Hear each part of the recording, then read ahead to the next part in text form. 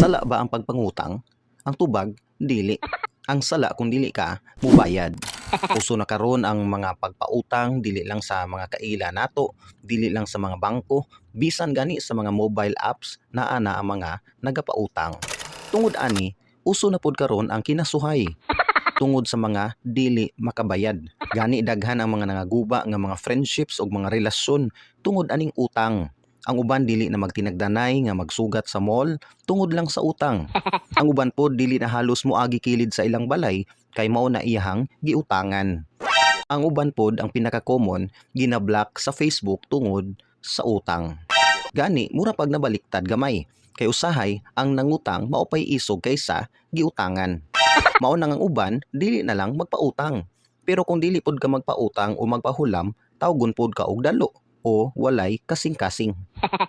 Maunang ang uban, dili na lang ipautang, ihatag na lang.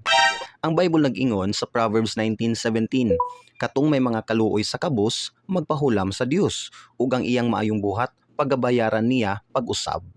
Pasabot ani nga kung nagahatag daw ka sa mga nagkinahanglan, unya wala mag-expect og balos niini, sama ra nga ang Dios ang imong gipahulam, ug siya pod ang mubalos nimo sa dagko nga mga pagpanalangin. Pero para pod sa mga nagapangutang, ayaw pangutang kung bunga ra na sa imong kasuya o kaibog baka sa imong silingan.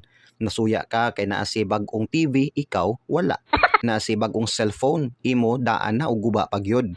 O di ba kaha nakapariban na siya sa iyang buhok, ikaw kulot lang gihapon. Sumangutang ka tungod lang sa imong kasuya. Mo na ang dili maayo ug walay panalangin diha. Pwede mangutang kung gikinahanglan na gyud kaayo. Ingon na Ecclesiastes 5:10, katong nahagugma sa salapi, dili matagbaw sa salapi, ni kadtong nahigugma sa kadagaya, matagbaw sa pagtubo, kiniusab kakawangan man. So kung nangutang ka nga bunga lang sa imong paghigugma sa kwarta, dili gyud ka matagbaw ni ana, ug wala gini dato og ni asenso tungod sa pagpangutang nga dili mobayad. Usa ka gamay nga mga reminders. Number 1, dapat maayo ka nga sinaligan sa Ginoo sa kwarta.